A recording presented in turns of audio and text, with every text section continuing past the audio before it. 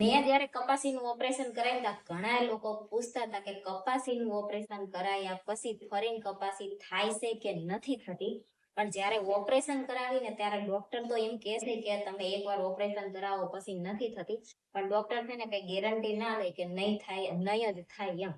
તો મારે છે ઓપરેશન કરાયા 3 મહિના થઈ ગયા. તમે બધાએ આગળ વિડીયોમાં જોયું હશે કે ઓપરેશન કરાવી વખતે દુખે તે પછી 1 મહિનો પાટો રાખવો પડે, હાચવવું પડે અને દુખતું હોય. અને પછી જેને ટાંકા લીધા હોય એને ફટોફટ રોજ આવી જાય, પણ જેને ટાંકા ના લીધા હોય રોજ આવતા લગભગ 1.5-2 મહિના જેવું થઈ જાય છે. અને પછી છે ને કપાસી થાય છે. મારે ઓપરેશન કરાયા લગભગ 3-3.5 મહિના જેવું થઈ ગયું છે કપાસી ઓપરેશન કરાયા.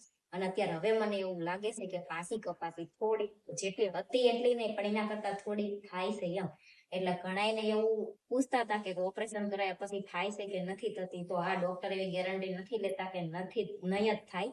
તો થાય છે. એટલે જેને છે ને આયુર્વેદિક દવાઈથી જ્યાં સુધી મટે ને ત્યાં સુધી મટાડવું, કેમ કે આમાં તમારે દુખાવો સહન કરવો પડે, આરામ કરવો પડે, અને તોય થશે કે નહીં થાય એની કઈ ગેરંટી હોતી નથી.